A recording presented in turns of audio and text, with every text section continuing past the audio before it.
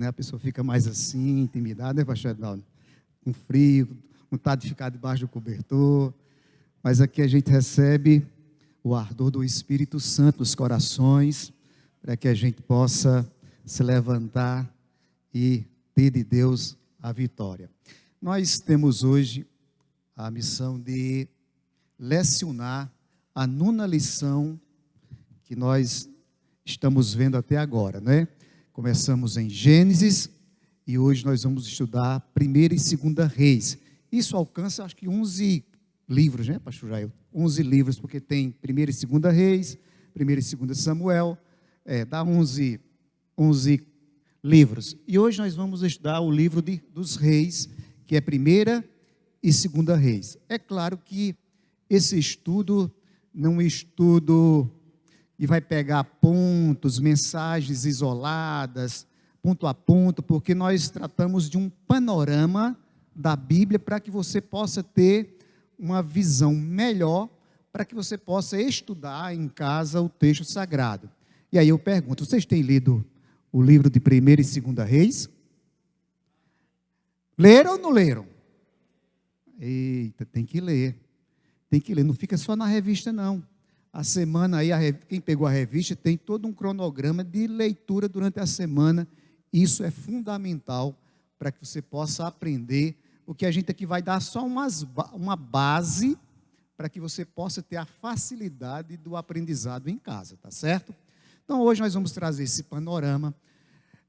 Eu já disse aqui numa outra aula que no futuro, viu, pastor Ednaldo, vai ter aqui um telão daquele digital, bem grande aqui, para que vocês possam ver tudo bem mais definido, alta definição, mas vamos se virando com o nosso data show, que é uma bênção do Senhor. Meus irmãos, diz no nosso meio, do jornalismo, de que uma imagem vale por 1000 palavras, certo? Se vocês olharem para cá, aqui, o que é que vocês percebem aqui? Pode falar. Se vocês já foram num salão de arte para apreciar as obras de arte, tela, pintura, olha que coisa interessante. Esse povo está saindo de um lugar, está em pleno êxodo, ou diáspora, ou seja, aquele povo que lá do êxodo saiu para a terra de Canaã, agora em Reis, no último capítulo de Reis, no 19 e no último de 2ª Reis, eles agora deixam Israel, as cidades do norte e as cidades de Judá para o cativeiro. Olha que coisa tremenda, olha que coisa, situação difícil. Aquele povo que saiu do Egito, liberto, agora sai cativos novamente como nação. Entra como povo, como uma tribo em Israel, sai como nação, como povo de Deus, e agora eles acabam de sair. Primeiro, no capítulo 19, o povo de Israel para o cativeiro assírio, e no final de Reis, às 31, saiu para Nabucodonosor, na Babilônia. O que é que nós vamos tratar desse tema aqui de Reis? O que foi que aconteceu para que tantos reis, em tantas divisões, isto acontecesse da parte de Deus, como disciplina de Deus, como castigo de Deus? Deus preveniu esse povo desde Josué. Observe a lei, anda na lei, fala para o Salomão, anda na lei, mas exceto ele não observou, ainda olhava lá os cultos, e o resultado é que o pecado deste povo afastou a mão protetora de Deus sobre esse povo, da sustentação, embora, todavia, o Senhor manteve o seu remanescente. Porque o salvo realmente é o remanescente. E aí, nós vamos estudar esse panorama pensando isso, e eu queria lançar aqui para vocês pensarem. É uma proposta da revista para vocês o que é justiça. O que é justiça? Só pense, irmão, não responda agora. O que é justiça? Porque mais tarde eu vou perguntar. Justiça, poder e corrupção. A palavra corrupção é a mais fácil para nós, porque nós hoje estamos vivendo, o que mais se fala na internet e na imprensa é corrupção. O Brasil é um país mergulhado na corrupção. Aliás, o brasileiro já tem uma pecha de que aquele jeitinho brasileiro, o jeitinho brasileiro é o jeito de dar um jeito na corrupção, ou seja, de fazer a corrupção, de praticar a corrupção. E nós vamos ver por meio, não de reis, embora esteja explícito o pecado de Israel, de Judá, mas nós vamos ver por meio do profeta Isaías, qual foi o problema para que esse povo saísse cativo, o que estava acontecendo dentro daquele lugar, qual era o problema, senão a corrupção e a distorção do que é justo. E nós vamos ver essa questão da justiça. Aqui também tem um cachorrinho. Vamos passar. A história dos reis é a prova de que a fidelidade a Deus sustenta um reino, mas a idolatria o destrói. Foi o que foi lido no versículo 3 de 1 Reis, capítulo 3. Então, o povo se deu à idolatria. Preferiram seguir os deuses estranhos que Josué já tinha prevenido e disse: olha, vocês escolham se vocês vão querer seguir os deuses dos seus pais, mas eu, todavia, eu e minha casa seguiremos ao Senhor. Mas esse povo ainda era obstinado à idolatria. E essa idolatria ela vai se intensificar, sobretudo, a partir da divisão dos reinos, quando acontece o reino norte e o reino sul. No reino norte vai governar um cara chamado Jeroboão I. E ele toma conta de 10 tribos, mas o problema dele é que ele é ciumento, egoísta, amante do poder, era sobretudo um cara medroso, covarde, porque Deus deu a ele as tribos, você governará, seja fiel, que você não sairá do poder, você não sairá da governança real. Mas ele teve medo, ele então instalou 2 bezerros em Betel, mais ao sul de Israel, perto de Judá, de Benjamim, e ao norte de Dan, colocou mais outro bezerro de ouro, para que ninguém fosse à casa de Deus, ninguém fosse a Judá, Jerusalém, para adorar ao Senhor naquele lugar. Ele então distorceu, corrompeu a religião, corrompeu a adoração a Deus. E meus irmãos, minhas irmãs, a corrupção, ela é precedida pela indiferença para com Deus. A corrupção não vem primeiro, mas a indiferença com Deus, a negligência com Deus, ao aviso de Deus para conosco. Deus falou com Caim: Caim, veja que o pecado está à porta do teu coração. Fecha, tenha cuidado. Mas o Caim, mesmo diante do alerta de Deus, o Caim manteve a porta do coração aberto para a raiva, para o ódio e para o pecado, a ponto de matar o seu próprio irmão. Então nós vamos vendo toda essa questão. Quando nós andamos com Deus, quando nós estamos trilhando as ordenanças de Deus, somente nós poderemos ser beneficiados. Andar no caminho do Senhor, os beneficiados somos nós. Quando andamos na vontade de Deus, na palavra de Deus, nós somos grandemente beneficiados. E entra naquilo que Paulo falou, que somos mais do que vencedores. Mas, meus irmãos, sem fé é impossível agradar a Deus, pois quem dele se aproxima precisa crer que ele existe e que recompensa aqueles que o buscam. A fé e a recompensa, a distribuição de Deus ao homem que anda com ele. E sobre a fé em que nós estabelecemos isso diante de Deus, numa convicção, numa vivência. É claro que fé aqui, meus irmãos, não é aquela história que eu fecho os olhos, trinco os dentes e diga: eu creio em Deus. A fé aqui não é nesse sentido. A fé é uma convicção dentro de nós, em que não há uma sobra de dúvida a respeito do caráter de Deus, da bondade de Deus, da existência de Deus, do ser Deus e daquilo que Deus é para nós e diante de toda a sua criação. A fé não é um sentimento positivista de alguém diz assim: eu creio porque eu creio e penso e creio e determino pela palavra e acontece. Não é isso. A fé é um chamado para um relacionamento profundo com Deus, em que não escapa nenhuma dúvida, não tem nenhuma dúvida no coração que o faça separar de Deus, mas em tudo você conhece e espera no Senhor. Os reis começaram a buscar nos deuses, porque esqueceram a Deus, foram indiferentes para com Deus.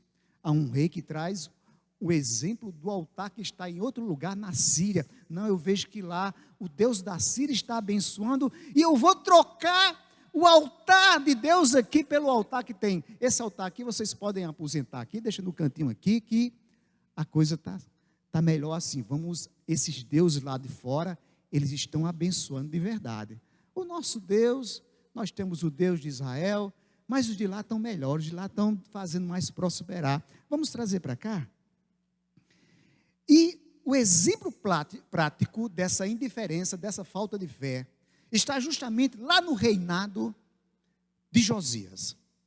Josias manda fazer uma reforma no templo, mandou fazer uma reforma no templo, já era o final, já perto de Judá ser cativo, e Deus ainda abre mais uma oportunidade, e o Josias manda fazer lá uma reforma no templo, e o que é que vai encontrar lá? O livro perdido. Olha que coisa significativa. O livro, a Bíblia, estava perdida dentro do templo. Olha que indiferença, meus irmãos. Havia uma adoração, havia um culto, mas não se tinha a palavra, porque a palavra estava perdida dentro da igreja. Será que isso acontece nos dias atuais, meus irmãos? Tanta teologia terrível no meio cristão por aí, a Bíblia se perdeu por causa da indiferença do evangelho de Cristo, o evangelho puro. Gente que tem a Bíblia apenas para dar base às suas campanhas e à sua forma de mentir como um falso profeta, de manipular as pessoas para aquilo que Deus não falou. De fato, toda corrupção, ela é precedida justamente quando se esquece a palavra de Deus. Vocês estão entendendo isso? A indiferença do templo. Mas eu vou adiantar pelo meu tempo. Qual é o versículo-chave dessa lição de hoje? O primeiro são 2 versículos, porque 1 e 2 Reis.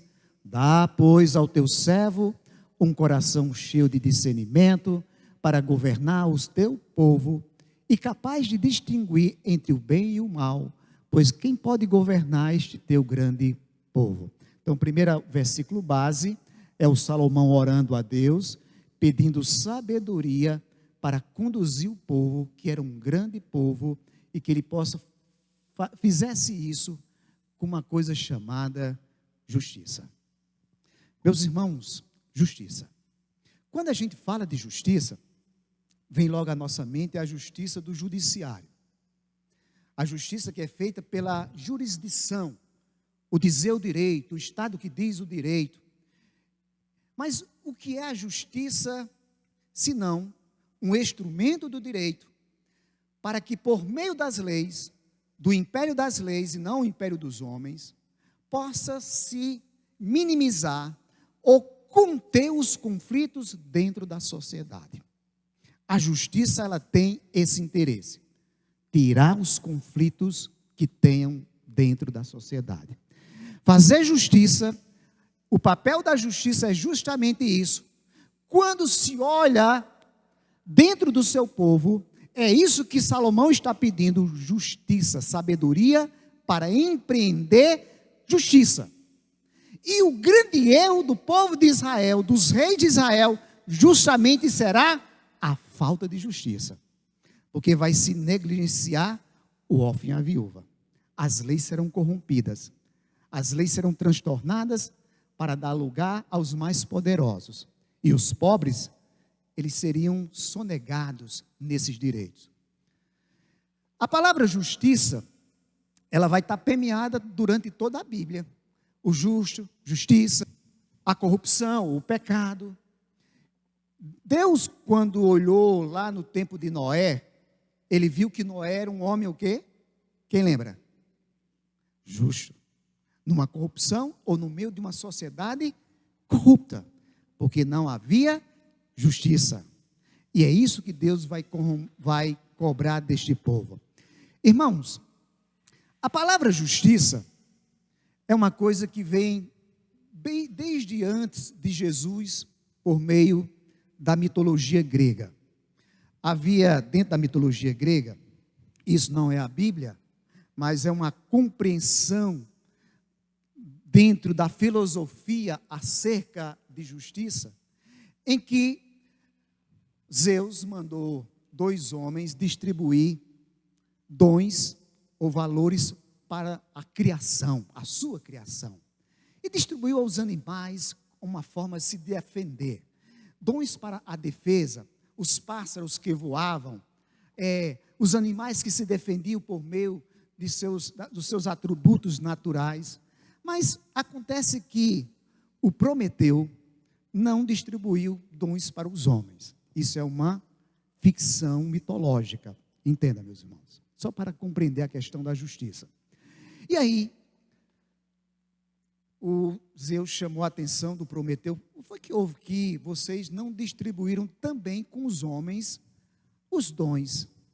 Como é que fica essa situação? Porque os homens agora não poderão, a raça humana não poderá mais se proteger dos animais que têm seus atributos para ataque e para defesa. Como isso vai acontecer? Então Prometeu vai lá no Olimpo e rouba o fogo sagrado e dá aos homens como dom. Pronto, está aqui o fogo sagrado. Em vocês agora terão a habilidade de proteção e a habilidade de trabalho, de construção, de tecnologia. Só que o fogo protegia esses homens de dia, mas quando era noite que eles estavam dormindo, o fogo não protegia dos animais selvagens.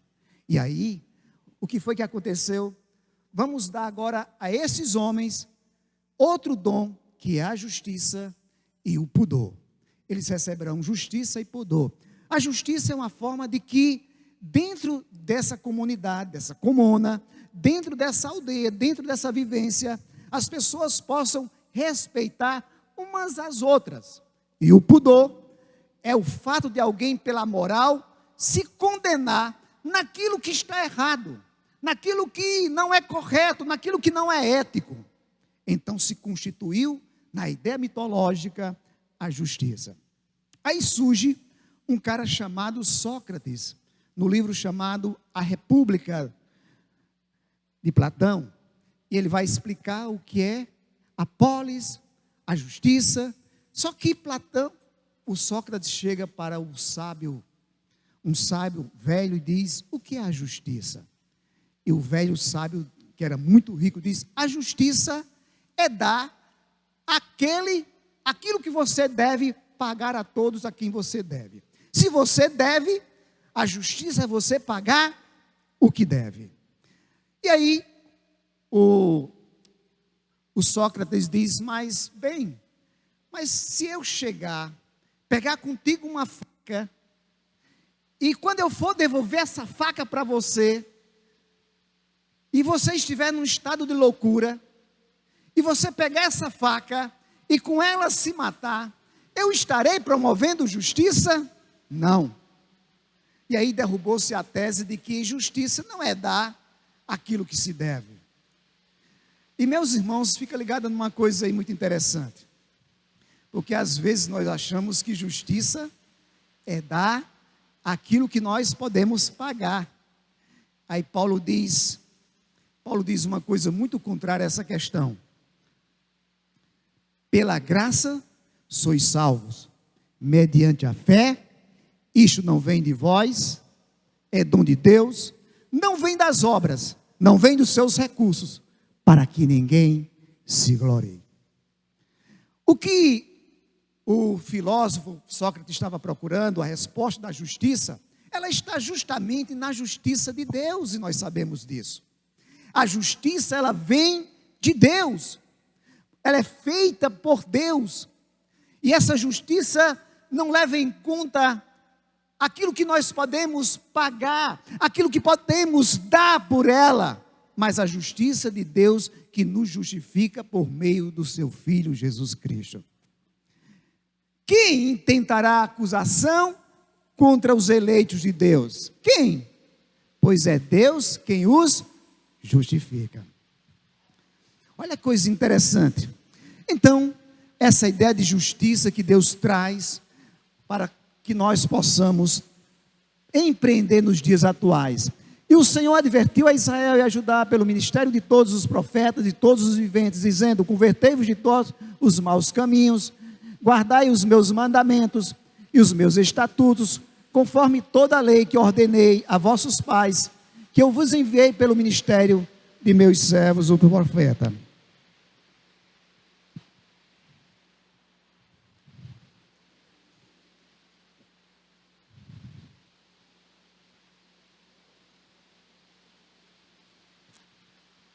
Vamos falar agora da estrutura desse livro para a gente compreender. O contexto dos livros, a história de Israel, desde o fim do reinado de Davi até o exílio babilônico com o rei Zedequias. Há um primeiro momento em que o reino de Israel é um reino uniforme, é um reino único, norte e sul, as tribos de Israel, com a tribo de Judá e Benjamim. No primeiro momento é governada pelo rei Saul, depois ela é governada por Davi, embora nesse interregno tenha a participação do filho de Saul. Qual é o período de reis, meus irmãos? Ou desses reis? De 970 a.C. até 586 a.C. Esse 586 a.C. é quando o povo de Judá é levado cativo pela terceira vez para a Babilônia. Mas qual é o enfoque destes livros? Liderança, idolatria, juízo e arrependimento. Esses são temas que vão estar dentro de toda a trajetória dos dois livros. Liderança. Quem era a liderança? Essa liderança era boa? Era. Essa liderança era boa por quê? Porque ela seguia os caminhos segundo o coração de Davi. Mas essa liderança era má. Por que ela era má? Porque ela seguia o coração de Jeroboão primeiro no caminho da idolatria. Mas qual é o juízo? É que de vez em quando esses reinos começavam a sofrer as conspirações e traições dentro dele.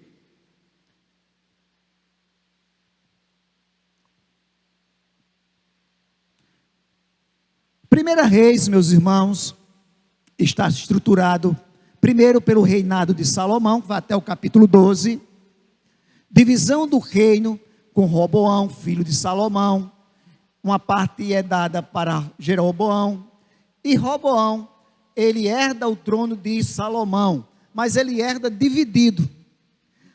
Roboão comete um grande problema. Ele toma conselhos para como reinar aquela nação. E ele procura primeiro os sábios, e os sábios dizem, os velhos sábios: olha, vá com o seu povo, faça justiça social, faça justiça política, governe bem, tire o peso dos impostos sobre o seu povo, escuta o seu povo, ande com o seu povo, que esse povo andará com vocês. Mas aí Roboão disse: não, eu não gostei muito do conselho desse povo não, está muito fraquinho. Meu pai não reinou dessa forma não. Salomão, meu pai, reinou e foi com um braço forte, pesado, impostos altíssimos, para uma ostentação grandiosa que o Salomão ostentava, e que apresentava e ostentava 1000 mulheres, um cara que tinha uma casa, uma habitação, um palácio ostentado em ouro e prata. Então o que acontecia é que o povo pagava caro pelo luxo de Salomão. E Salomão empreendia trabalho pesado, e a parte de Israel estava inconformada, porque desde Davi já havia um inconformismo, embora Davi permaneça com esse reino unido, mas a gente observa nas entrelinhas dos textos de que o povo de Israel não era tão insatisfeito assim com Davi, porque eles diziam, tá, então fica com Davi, Davi é de Judá, ele não tem nada a ver conosco. Há um momento em que o Absalão se revolta contra Davi, e Davi sai de Jerusalém e tal, e isso fica evidente, implícito, explícito, de que havia uma certa distensão entre o povo de Israel ao norte para com o povo de Judá, a quem Davi pertence. Mas Davi consegue contornar e unificar até Salomão, e após Salomão, por causa do seu pecado, então há essa divisão com Roboão. E Roboão disse, não, eu vou procurar agora os mais novos, os meus amigos.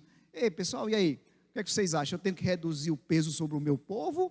Ou eu devo ser muito mais rigoroso do que o meu pai, Salomão? Porque o dedo do menino do meu pai, eu vou fazer mais grosso. E o chicote agora vai ser mais apropriado no lombo desse povo. Aí seja mais forte. Esse povo precisa de alguém de pulso firme. Então Roboão preferiu seguir os conselhos dos jovens, sem atentar para as necessidades do povo de Deus. Nós estamos falando aqui de justiça. A justiça que estava justamente dentro da ordenança de Deus. Faça justiça aos pobres, faça justiça aos que precisam, faça justiça ao seu povo, governe com sabedoria desta forma, visitando a necessidade do seu povo, observando o seu povo. E é isso o grande problema, meus irmãos. E Roboão seguiu diferente, mas Deus deu por meio do profeta a Jeroboão o reino do norte. Então a divisão do reino, capítulo 12, história dos reis de Israel, porque vai se alternando durante os dois livros, a história dos reis de Judá, do sul e do norte, mas vem também o ministério do profeta Elias, no primeiro livro de Reis. No segundo Reis nós vamos encontrar agora o ministério do profeta Eliseu, porque primeiro e segunda Reis são dois livros que colocam essa primazia em evidência, o ministério dos profetas. Nós vamos encontrar os grandes nomes da profecia, né, grandes profetas, que nós chamamos de profetas pré-exílio. Segunda Reis, ministério de Eliseu, continuação dos reis divididos, a queda de Israel, não é, por meio da Assíria, e por fim, em 586, a queda de Judá, naquela imagem que nós colocamos para vocês.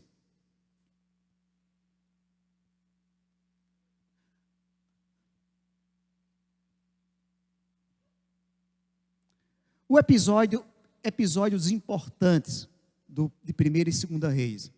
Em primeira Reis nós vamos encontrar Elias no Monte Carmelo, quando ele enfrenta os profetas de Baal, e Deus envia fogo do céu e devora e consome todo aquele holocausto que está ali. Mas também há a questão da seca, em que Elias ora para que venha chuva, então vem chuva. E outro momento importante é a reforma de Josias, com a redescoberta da lei e a tentativa do retorno a Deus por meio da palavra. Eu estou correndo aqui por conta do tempo. A monarquia nos reinos sul. O reino sul de Judá, depois da unificação, quando terminou a unificação com Salomão, teve 20 reis em Judá. Já no reino norte, tiveram 19 reis. No reino norte não teve nenhum rei que se aproveitasse. Todos idólatras, todos corrompidos, todos maus. Mas no reino de Judá, alguns são bons e outros são maus. Mas qual é o segredo, meus irmãos, para que ainda haja algo de bom nesse reino de Judá, meus irmãos? É porque o templo estava lá. Ainda havia uma assistência do templo. Ainda havia um ensino da palavra. Josafá, aquele que vence uma guerra sem lutar, ele promove uma coisa maravilhosa dentro de Judá. Ele promoveu um grande avanço de ensino da palavra, pastor Ednaldo. Ele convocou os sacerdotes, os escribas. Agora vamos ensinar a palavra em todo o reino, vamos levar a palavra do Senhor, a lei do Senhor, para o conhecimento desse povo que já esqueceu da palavra. Então Josafá, se em Josias se encontra o livro da lei, Josafá promove por meio do livro da lei uma grande reforma no ensino da palavra de Deus. Pois todo o avivamento começa justamente com oração e avanço da palavra de Deus. Em Judá, no reino sul, esses são os reis bons. Ezequias reinou 29 anos, lutando contra a idolatria. De 20 reis, nós vamos selecionar aqui 5.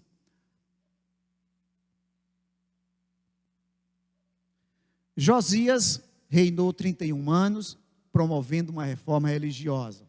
O rei Asa reinou 41 anos, removendo ídolos e renovando o pacto com Deus. Josafá reinou 25 anos e fortaleceu o ensino da lei, aquilo que eu falei. Por fim, o rei Jotão reinou 16 anos, seguindo o caminho de Davi. Mas aqui vem o reino sul, os reis que não foram nada bons.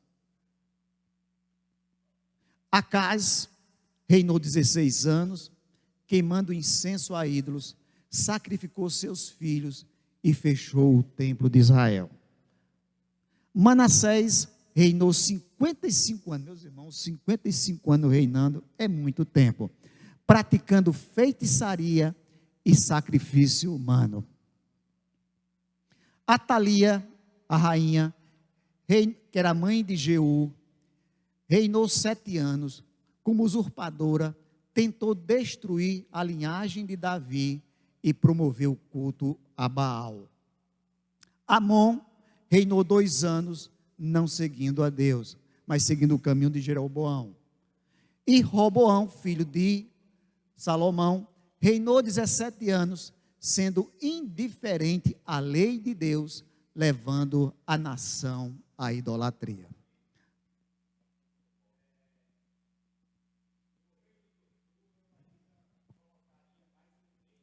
Sim.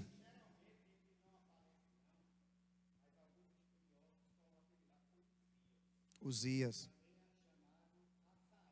Azarias.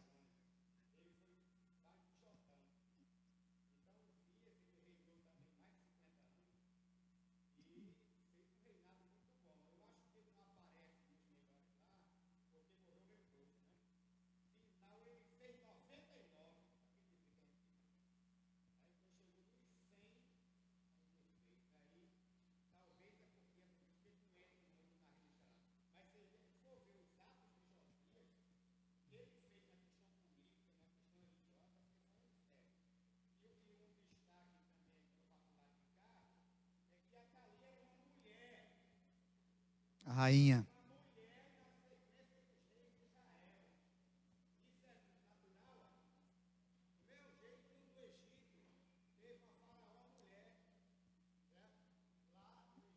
Cleópatra.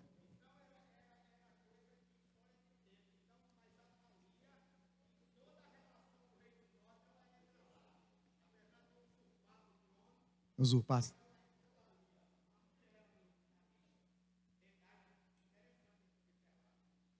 Irmãos, essa coisa da usurpação é uma coisa interessante, pastor. Obrigado pela a cooperação, a colaboração.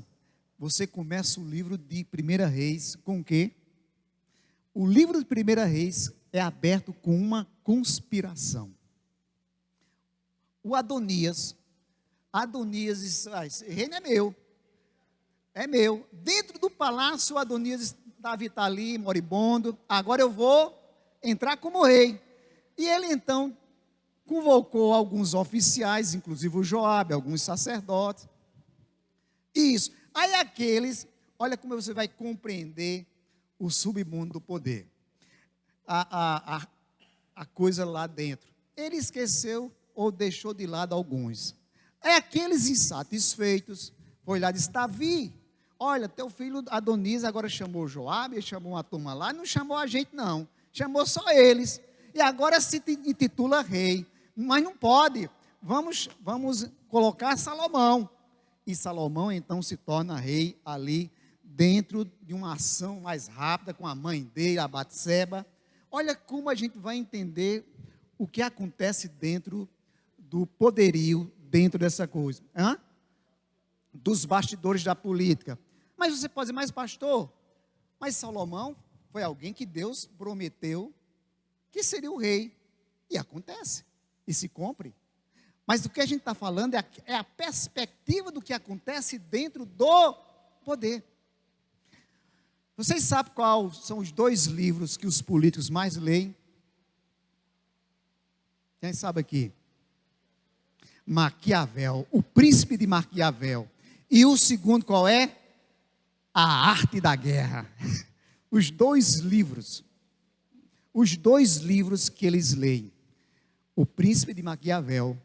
Qual é a ideia do Príncipe de Maquiavel? Como manter o poder, como cortar, isolar, escantear, como corromper de uma certa forma para manter o poder. Os fins justificam os meios. E a arte da guerra, como vencer, como entender os fracos dos seus inimigos e aí tomar o poder. Essa é uma história real, que um colega meu que conta, eu não vou dizer o nome, mas tem um grande, ele é paraibano, um dos homens mais ricos do Brasil. Ele tem empresas até nos Estados Unidos. E ele ocupou um dos postos mais altos da política brasileira.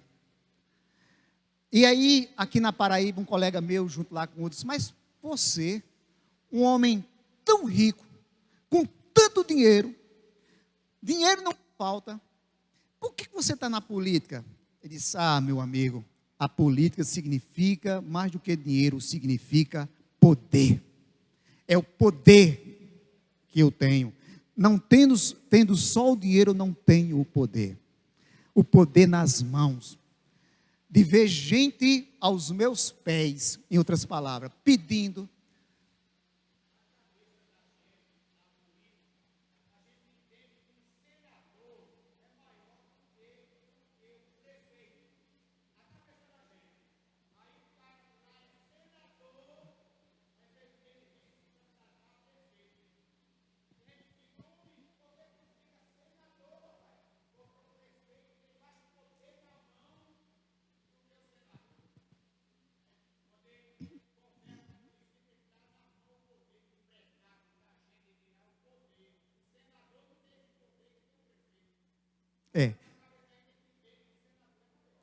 Agora eu vou dizer uma coisa para vocês, meus irmãos.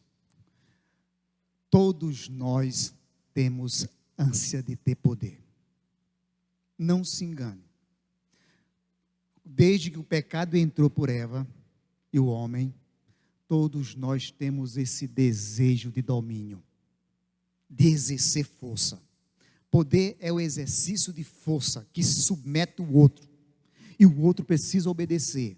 Ou obedece pela sedução, como o diabo faz, ou se obedece pela coerção. Ou seja, ou você obedece, ou você se arrebenta.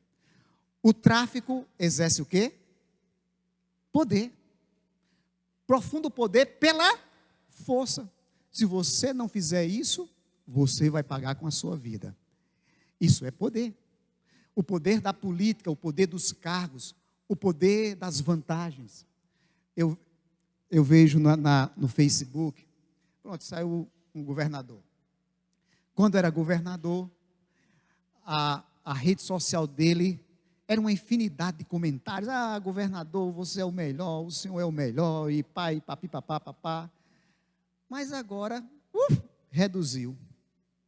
Porque o poder chama a atenção. Quando você exerce o poder, todos querem estar orbitando ao lado para poder receber. Deposto, rei morto, rei posto.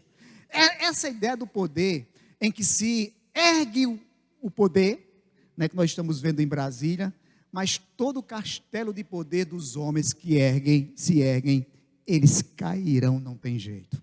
Assim foi a partir de Nabucodonosor. É evidência, pastor, porque cresce.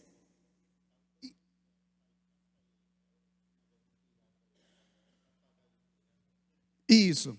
Então, como o poder vai reger isso? E como a sabedoria que Salomão pede deve ser essa sabedoria em que o poder não pode corromper, mas o poder deve ser exercido como o império da lei e da justiça, que não se faz vingança, porque a justiça não é fazer vingança, mas a justiça é um instrumento de justamente visitar a necessidade do outro. O Jeroboão, esse é o pior de todos, reinou 21 anos, instituindo a adoração de 2 bezerros de ouro em Betel e Dan, impedindo o povo de ir a Jerusalém, desviando do verdadeiro culto.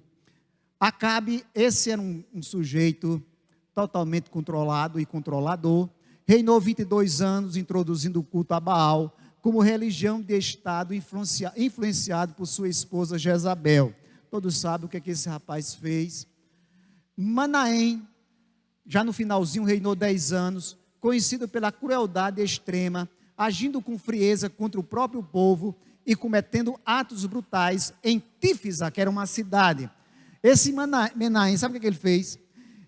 As mulheres grávidas, ele rasgava pelo ventre, de tanta violência que ele empregava como rei. Mas vamos correr, porque o tempo aqui corre muito rápido. A divisão e queda. Após Salomão, reino norte, Israel, capital. A capital, Samaria, no reino norte. Reis todos maus, pecado principal, idolatria. Meus irmãos, olhem para cá, meus irmãos. Esse reino aqui, olha, Judá é o reino sul, tá certo? Ao sul de Israel. Ao sul de Israel. Aqui até Dan, é justamente, Dan aqui é ao norte, para cá é o reino sul com 10 tribos, e o Judá com 2 tribos, que é Judá e Benjamim aqui, onde está Jerusalém, por aqui, não é? Jerusalém, onde era a capital de Judá. Já aqui em Samaria, por essa área aqui, né, mais acima, e Dan. Reino sul, mais abaixo, capital, Jerusalém, alguns reis bons, mantém linhagem de Davi. Isso aqui só é mapa, para você entender. Isso aqui é a figura de Roboão com a figura de Jeroboão, quando ele coloca 2 bezerros de ouro, reportando-se ao deserto, quando a nação de Israel erigiu um bezerro, dizendo que era Deus que tinha os tirado lá do Egito. O reino do norte, Israel, cai em 722 pela Assíria, motivado pela idolatria persistente. Reino do sul, Judá, cai em 586 a.C., exílio na Babilônia, motivo corrupção espiritual. E aqui tem uma coisa interessante, meus irmãos. Eita, eu tenho que correr. Os profetas, eu vou só passar bem ligeirinho, me dê só 10 minutos. Primeira e segunda Reis é a instituição dos profetas em evidência. Oxe, passar aqui. Nós vamos ter o profeta Elias, lá em 1 Reis. Entre os feitos de milagre, nós temos ele alimentado pelos corvos, o milagre da farinha e do azeite, que multiplica, o confronto com os profetas de Baal, e a chuva depois de 3 anos e meio. Agora vem o profeta, ele é levado vivo, né, numa carruagem de fogo, segundo o texto, mas agora nós vamos falar de outro profeta, que é o Eliseu, porque 1 e 2 Reis vão surgir essas figuras com muita preeminência, e agora nós temos Eliseu, com o milagre do azeite da viúva, a ressurreição do filho da mulher de Sunem, o milagre dos pães. Vocês sabiam que A primeira multiplicação dos pães não acontece com Jesus? Quem sabia disso? Sabia, Cláudio? A primeira multiplicação de pães na Bíblia não foi com Jesus, mas com o profeta Eliseu. Nós vamos ter também a cura de Naamã e o ferro do machado que cai na água e ele então flutua. Agora eu faço uma pergunta para vocês. Qual foi o feito em comum entre os dois? Que os dois fizeram?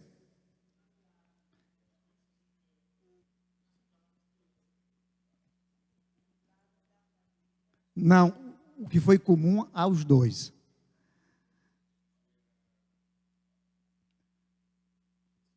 Não. Foi a abertura do Rio Jordão. Elias abriu primeiro com a capa, e quando Eliseu volta, ele também abre o Rio Jordão. Isso, o ministério dele, né? Eu não vou entrar nos pormenores, reis e conspirações, vou passar, eu já falei sobre isso, vou pular por conta do tempo. O tempo aqui é muito cruel, passa ligeiro, e agora eu trago uma figura aqui. Não para criar polêmica. Quando a gente associa esse cidadão aqui, vem com a palavra corrupção. Corrupção. Corrupção.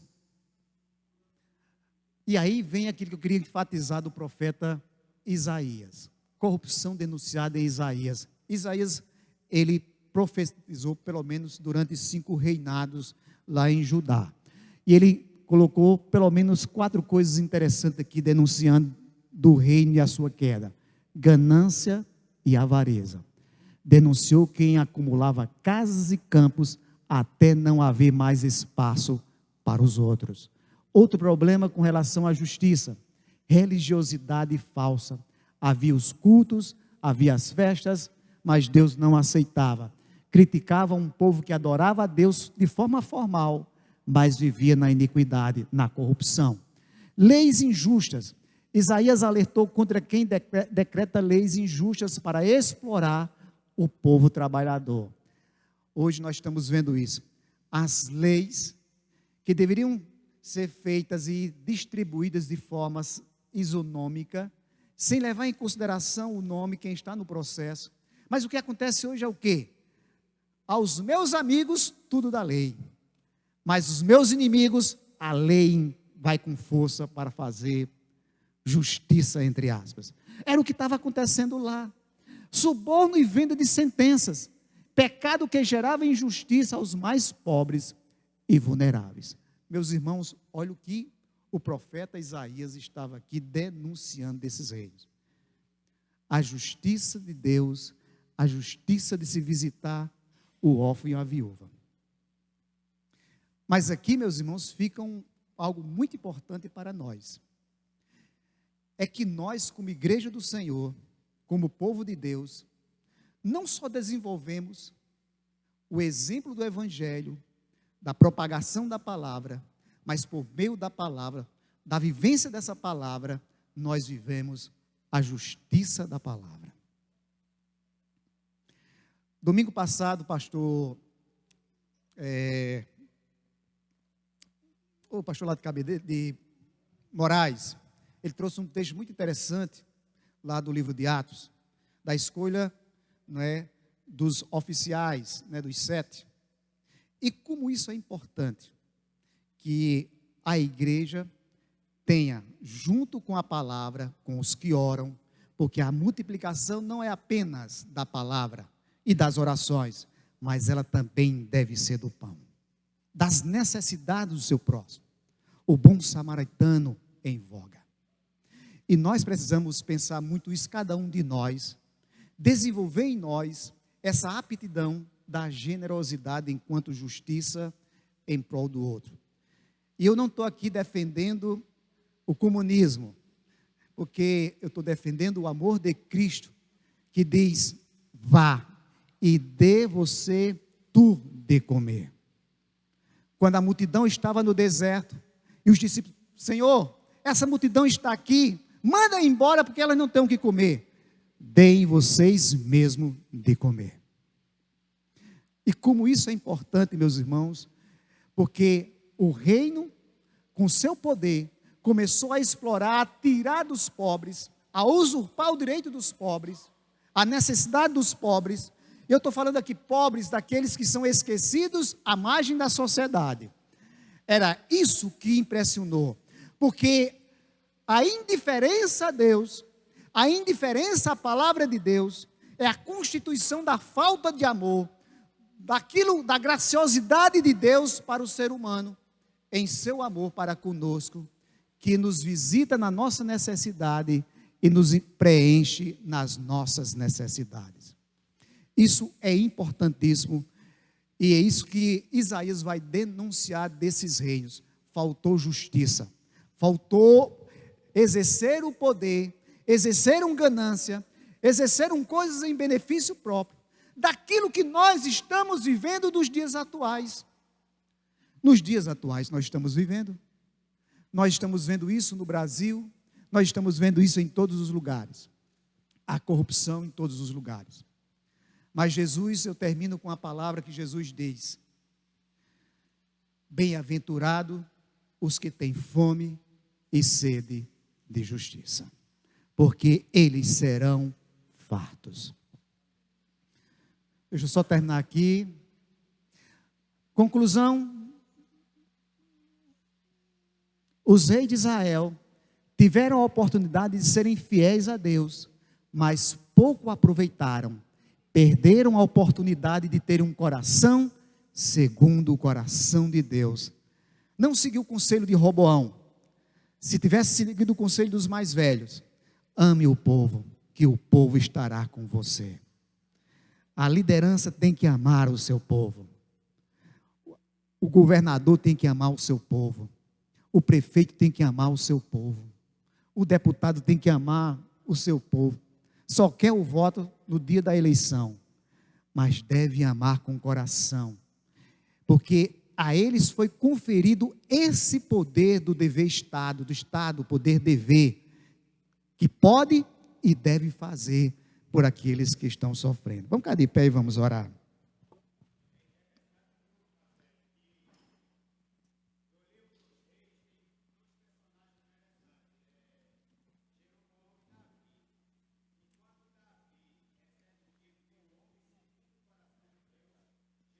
Opa, minha. Exatamente. Exatamente. E eles preferiram o pecado de Jeroboão do que a lei do Senhor, porque o poder era muito mais atrativo da forma da ganância e enriquecer dessa forma.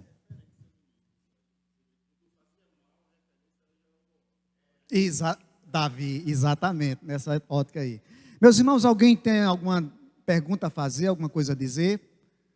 Todos estão, como diz um pastor amigo meu, vocês entenderam tudo ou não entenderam nada? Acho que entenderam, né, pastor Ednaldo? Deus abençoe a todos. Vamos orar. Foi bonzinho.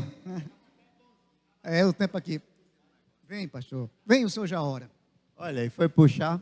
Irmãos, é assim, sobre... Ele disse, eu não sou, sou comunista, não? Como foi? Não sou comunista, né, que defende essa coisa.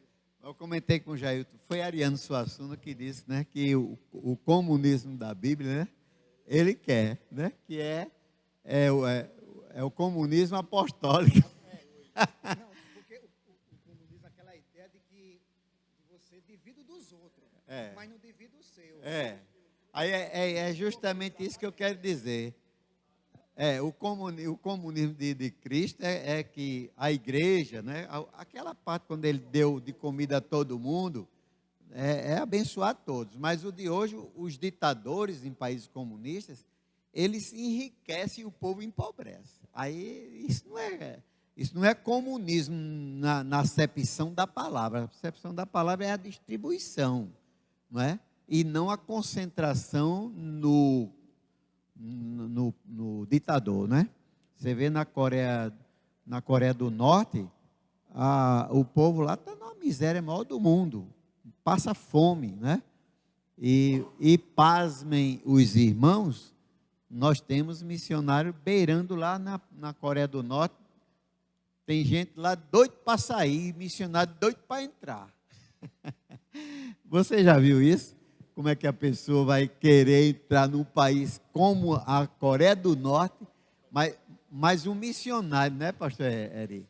O missionário que é chamado por Deus, ele vai em lugares difíceis, irmão. Ele vai em lugares difíceis. Quando ele é chamado por Deus, ele não tem medo de morrer, não.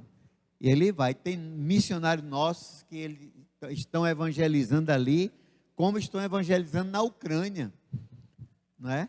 Que muitos irmãos da igreja da Ucrânia correram para aqueles países vizinhos ali, né? Letônia, né? Os países vizinhos ali. Aí os missionários vão lá e vêm cá, não abandonam esses que estão debaixo da guerra e nem abandona lá. Vai lá trabalhando para Jesus. Agora, debaixo de tiro, de bala, de bomba, não sei de quê, mas estão lá. Por isso que a gente não deve deixar de orar pelos nossos missionários. Amém? Além de orar, de dividir com eles. Dividir com eles. Quando a gente oferta, está dividindo com eles, né? Interessante, irmãos, é que o missionário com o que tem, ele ajuda o pobre também. Interessante. Senhor Deus, nosso Pai, muito